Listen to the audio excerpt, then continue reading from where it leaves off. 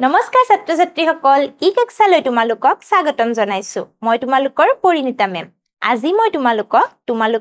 11 number পাঠটি গুপ্ত সাম্ৰাজ্যৰ উত্থান এই পাঠটিৰ তৃতীয় অংশটোৰ বিষয়ে আলোচনা কৰিম চাওহাচোন আজি আমি কি শিকিম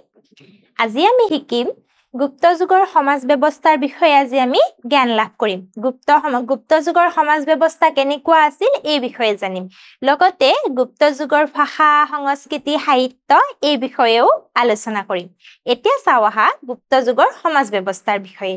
এই সময়ছোৱাত কি হৈছিল মজুৰীৰ হলনি গুপ্ত যুগৰ সমাজ ব্যৱস্থাত কি হৈছিল মজুৰীৰ হলনি ভূমিদানৰ ফলত সামন্ত প্ৰথাৰ প্ৰসাৰ ঘটিছিল মজুৰি নিদিছিল মজুৰিৰ হলনি কি হৈছিল কোনোবাই যদি কিবা পাৰিশ্ৰমিক কৰে মজুৰিৰ হলনি কি দিছিল মজুৰিৰ হলনি ভূমিদান দিছিল লগতে কি হৈছিল বৃত্তি অনুসৰি সৃষ্টি হোৱা জাতি অনুসৰি জন্মসূত্ৰে পোৱা জাতি প্ৰথাৰ প্ৰচলন হৈছিল মানে কি হৈছিল কিছুমান বৃত্তি অনুসৰিও জাতিৰ সৃষ্টি হৈছিল লগতে জন্মগতভাৱেও কি হৈছিল জাতি প্ৰথাৰ প্ৰচলন হৈছিল আৰু এই জাতিভেদ প্ৰথাৰ লগত সৃষ্টি হোৱাৰ ফলত কি হৈছিল অস্পৃশ্যতাই গা কৰি উঠিছিল মানে অস্পৃশ্যতাৰ সৃষ্টি হৈছিল জাতিভেদ প্ৰথাৰ যেতিয়া সৃষ্টি হ'ব তেতিয়া কি হ'ব অস্পৃশ্যতা আহিবনে নাই আৰু এই জাতিভেদ প্ৰথাৰ ফলত কি হৈছিল সেই সময়ছোৱাত গুপ্ত যুগৰ সময়ছোৱাত কি হৈছিল অস্পৃশ্যতাই গা কৰি উঠিছিল ইয়াৰ পিছত কি হৈছিল গুপ্ত ৰজাসকল কি আছিল হিন্দু অনুগামী আছিল তেওঁলোকে হিন্দু ধৰ্ম গ্ৰহণ কৰিছিল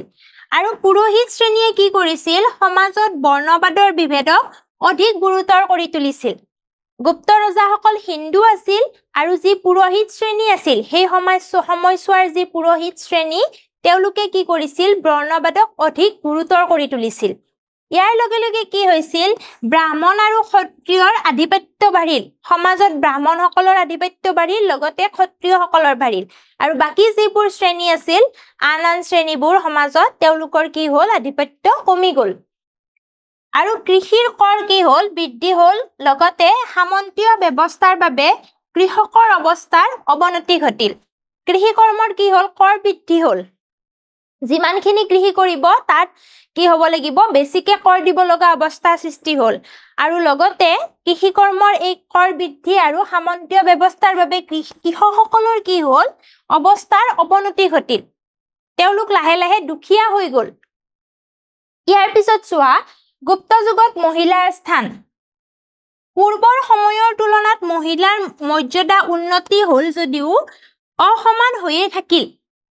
মহিলাৰ কি হৈছে আগতকে উন্নত হ'ল মানে আগৰ সমাজ ব্যৱস্থাতকে মহিলাৰ স্থান বেছিকে পোৱা হ'ল কিন্তু কি হ'ল পুৰুষৰ লগত সমান নহ'ল সমান ভাগটো কৰিব পৰা নগ'ল কি হ'ল মহিলাৰ স্থানটো যদিও বাঢ়িল তথাপি কি হ'ল অসমানে হৈ থাকিল আৰু উচ্চ শ্ৰেণীৰ মহিলাসকলক কি কৰা হ'ল উচ্চ শ্ৰেণীৰ মহিলাসকলক শিক্ষাৰ অধিকাৰ আছিল যিবিলাক ধনী আছিল উচ্চ আছিল তেওঁলোকৰ শিক্ষাৰ অধিকাৰ আছিল আৰু এই সময়ছোৱাত কি হ'ল বাল্য বিবাহ আৰু সতীদাহ প্ৰথা বাল্য বিবাহ মানে মহিলাসকলক সৰুতে বিয়া দি দিয়াৰ যি ব্যৱস্থা বাল্য বিবাহ আৰু সতীদাহ প্ৰথা কি জানানে যেতিয়া কোনোবা তিৰোতাৰ যেতিয়া গিৰিয়েক ঢুকালে কি হ'ব সেই চিতাখনত একেলগে ঘৈণীয়েককো জাপি দিয়া হয় মানে গিৰিয়েক মৰাৰ পিছত ঘৈণীয়েকৰ আৰু সমাজত কোনো স্থান নাই তেওঁকো কি কৰা হয় মাৰি পেলোৱা হয় সেই সময়ছোৱাত কি হ'ল সতীদাহ প্ৰথাৰ উৎপত্তি কেতিয়া হৈছিল বুলি জানো আমি গুপ্ত যুগত আৰু আধুনিক ভাৰততো কি হ'ল ইয়াৰ প্ৰভাৱ থাকিল গুপ্ত যুগত যে সতীদাহ প্ৰথাৰ আৰম্ভণি ঘটিছিল আধুনিক ভাৰততো কি হ'ল ইয়াৰ প্ৰভাৱ থাকিল এই সতীদাহ প্ৰথা বন্ধ কৰিবলৈ কিছুমানে কি কৰিছিল দৃঢ় পদক্ষেপ লৈছিল আৰু সেই ব্যক্তি কেইজন আছিল লৰ্ড উইলিয়াম বেন্টিন মনত ৰাখিবা লৰ্ড উইলিয়াম বেন্টিন দ্বিতীয়তে আছিল ৰাজা ৰামমোহন ৰায় আৰু তৃতীয়তে আছিল ঈশ্বৰ চন্দ্ৰ বিদ্যাসাগৰ এই তিনিজন হ'ল উল্লেখযোগ্য ব্যক্তি লৰ্ড উইলিয়াম বেন্টিন ৰাজা ৰামমোহন ৰায় আৰু ঈশ্বৰ চন্দ্ৰ বিদ্যাসাগৰ মনত থাকিব নিশ্চয় এতিয়া জানি থওঁ আহা দ্বিতীয় চন্দ্ৰগুপ্তৰ কন্যা প্ৰভাৱতী গুপ্তই স্বামীৰ মৃত্যুৰ পিছত ভকতক ৰাজ্য শাসন কৰিছিল কোনে ভকতক ৰাজ্য শাসন কৰিছিল প্ৰভাৱতীয়ে আৰু তেওঁ কি আছিল ভাৰতীয় ইতিহাসৰ প্ৰথম মহিলা শাসনকৰ্তা হিচাপে তেওঁ গণ্য কৰা হয় প্ৰভাৱতীয়ে কি কৰিছিল দ্বিতীয় চন্দ্ৰগুপ্তৰ কন্যা প্ৰভাৱতী গুপ্তই কি কৰিছিল স্বামীৰ মৃত্যুৰ পিছত ভকতক ৰাজ্য শাসন কৰিছিল আৰু তেওঁ কি বুলি জনা যায় প্ৰথম মহিলা শাসনকৰ্তা বুলি ঠিক আছে এতিয়া চাওঁ আহা আমি যে ভাষা আৰু সাহিত্য সংস্কৃতি আৰু বিজ্ঞানৰ ক্ষেত্ৰত গুপ্তসকলৰ অৱদান এতিয়া চোৱা গুপ্ত ৰজাসকলে কি কৰিছিল গুপ্ত ৰজাসকলে সাহিত্য সংস্কৃতি আৰু বিজ্ঞানৰ প্ৰসাৰতাৰ বাবে উদাৰভাৱে পৃষ্ঠপোষকতা আগবঢ়াইছিল ইয়াৰ পিছত কি কৰিছিল উচ্চ শ্ৰেণীৰ ভাষা হিচাপে সংস্কৃতে প্ৰাধান্য লাভ কৰিছিল উচ্চ শ্ৰেণীৰ ভাষা হিচাপে কিহে লাভ কৰিছিল প্ৰাধান্য সংস্কৃত ভাষাই সংস্কৃত ভাষাটো কি আছিল উচ্চ শ্ৰেণীৰ ভাষা আছিল আৰু প্ৰাকৃত ভাষা আছিল সাধাৰণ মানুহৰ মুখৰ ভাষা মানে সংস্কৃত ভাষা কোনে কৈছিল উচ্চ শ্ৰেণীৰ মানুহে কি কৈছিল সংস্কৃত ভাষা কৈছিল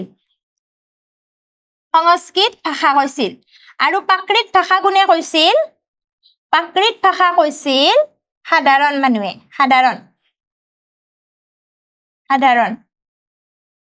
সাধাৰণ মানুহে কি কৈছিল প্ৰাকৃত ভাষা কৈছিল থাকিব মনত সাধাৰণ শ্ৰেণীৰ যিখিনি মানুহ সেইখিনিয়ে কি কৈছিল প্ৰাকৃত ভাষা কৈছিল আৰু যিখিনি আছিল আপোনাৰ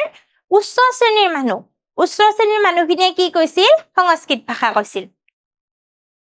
এতিয়া চোৱা সাহিত্যৰ ক্ষেত্ৰত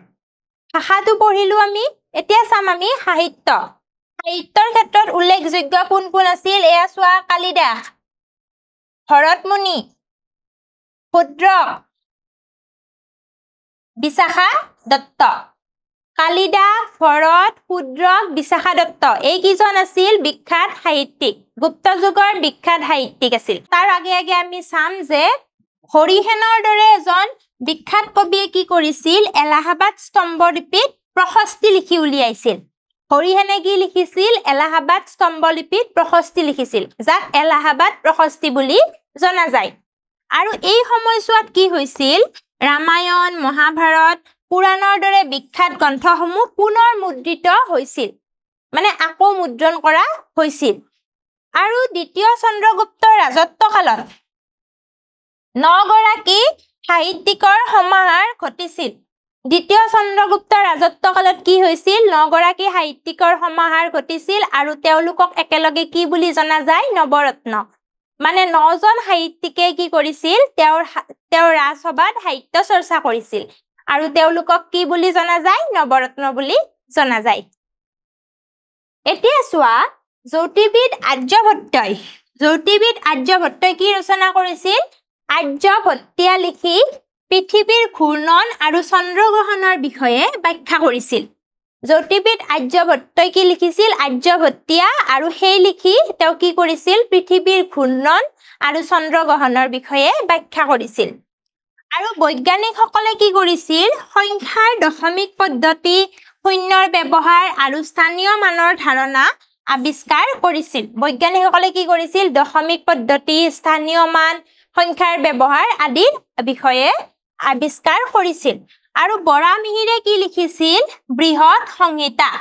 বৰামিহিৰে লিখিছিল কি বৃহৎ সংহিতা ৰচনা কৰিছিল চৰক আৰু সুশ্ৰুত নামৰ গুপ্ত যুগৰ বিশিষ্ট চিকিৎসক আছিল দুজন গুপ্ত যুগৰ বিশিষ্ট চিকিৎসকৰ নাম লিখা বুলি ক'লে কি লিখিব লাগিব চৰক আৰু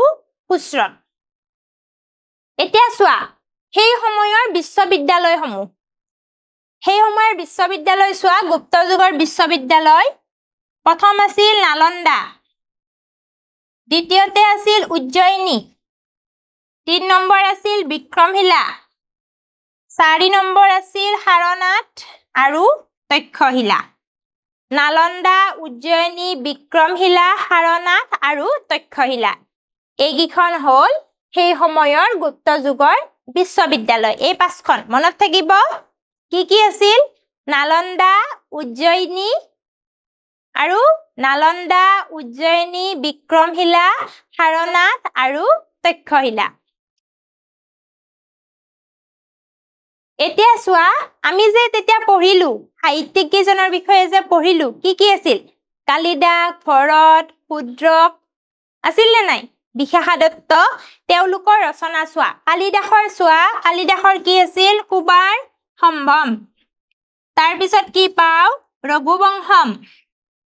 ঋতু সংহাৰ মেঘদূতম আৰু অভিজ্ঞানম শকুন্তলম মনত থাকিব কুমাৰ সম্ভৱ ৰঘুবংশম মেঘদূতম ঋতু সংহাৰ আৰু অভিজ্ঞানম শকুন্তলম এই পাঁচখন কি কুমাৰ সম্ভৱ ৰঘুবংশম মেঘদূতম ঋতু সংহাৰ আৰু অভিজ্ঞানম শকুন্তলম তেওঁৰ এখন বিখ্যাত গ্ৰন্থ নহয় অভিজ্ঞানম শকুন্তলম হয় নাই গোটেইখনে বিখ্যাত কুমাৰ সম্ভৱম ৰঘুবংশম মেঘদূতম ঋতু সংহাৰ অভিজ্ঞানম শকুন্তলম গোটেইকেইখনেই মহাকবি কালিদাসৰ বিখ্যাত গ্ৰন্থ এতিয়া চোৱা শূদ্ৰকৰ কি আছিল মৃচ্ছ কটিকা মনত থাকিবনে মৃচ্ছ কটিকা ভৰতৰ কি আছিল নাট্যশাস্ত্ৰ বিশাখা দত্তৰ কি আছিল মুদ্ৰা ৰাক্ষস ভৰতৰ কি আছিল নাট্যশাস্ত্ৰ আৰু বিশাখা দত্তৰ কি আছিল মুদ্ৰা ৰাক্ষস বিশাখা দত্তৰ গ্ৰন্থখনৰ নাম হ'ল মুদ্ৰা ৰাক্ষস ঠিক আছে মনত থাকিব কালিদাসৰ পিছত আমি কি পঢ়িলো শূদ্ৰকৰ হ'ল মৃচ্ছ কটিকা তাৰ পিছত আমি পঢ়িলো তাৰ পিছত আমি পঢ়িলো ভৰত মুনিৰ কি নাট্যশাস্ত্ৰ তাৰ পিছত আমি পঢ়িলো বিশাখা দত্তৰ কি মুদ্ৰা ৰাক্ষস এতিয়া আমি চাওঁ আহা মূল্যাংকনত চোৱা মেঘদূতম গ্ৰন্থখন কাৰ ৰচনা কোনে ৰচনা কৰিছিল কালিদাস শূদ্ৰক ভৰত মেঘদূত কোনে ৰচনা কৰিছিল মেঘদূত ৰচনা কৰিছিল কালিদাসে মহাকবি কালিদাসে কি ৰচনা কৰিছিল মেঘদূতৰ লগত আৰু কি আছিল মনত আছে নে ৰঘুবংশম আছিল নে নাই কুমাৰ সম্ভৱম অভিজ্ঞানম শকুন্তলম ঠিক আছে এতিয়া চাওঁ আহা ভাৰতৰ প্ৰথম মহিলা শাসনকৰ্তা প্ৰভাৱতী গুপ্তই শাসন কৰা ৰাজ্যখন হ'ল খালি ঠাই পূৰ কৰা কি ৰাজ্য শাসন কৰিছিল প্ৰভাৱতী শাসন কৰিছিল ভকতক ৰাজ্য ভকতক ভাৰতৰ প্ৰথম মহিলা শাসনকৰ্তা প্ৰভাৱতী গুপ্তই শাসন কৰা ৰাজ্যখন হ'ল ভকতক স্বামীৰ মৃত্যুৰ পিছত কি কৰিছিল তেওঁ ভকতক ৰাজ্য শাসন কৰিছিল আৰু তেওঁক কি বুলি জনা যায় ভাৰতৰ প্ৰথম মহিলা শাসনকৰ্তা বুলি জনা যায় এতিয়া চাওঁ আহা দ্বিতীয় চন্দ্ৰগুপ্তৰ ৰাজত্বকালত 9 গৰাকী সাহিত্যিকৰ সমাহাৰ ঘটিছিল শুদ্ধ নে অশুদ্ধ দ্বিতীয় চন্দ্ৰগুপ্তৰ ৰাজত্বকালত 9 গৰাকী সাহিত্যিক আছিল নে শুদ্ধ দ্বিতীয় চন্দ্ৰগুপ্তৰ ৰাজত্বকালত 9 গৰাকী সাহিত্যিকৰ সমাহাৰ ঘটিছিল আৰু তেওঁলোকক কি বুলি জনা যায় নৱৰত্ন বুলি জনা যায় ঠিক আছে আজিলৈ ইমানতে এৰিছো পৰৱৰ্তী শ্ৰেণীত আমি পৰৱৰ্তী অংশৰ বিষয়ে আলোচনা কৰিম ধন্যবাদ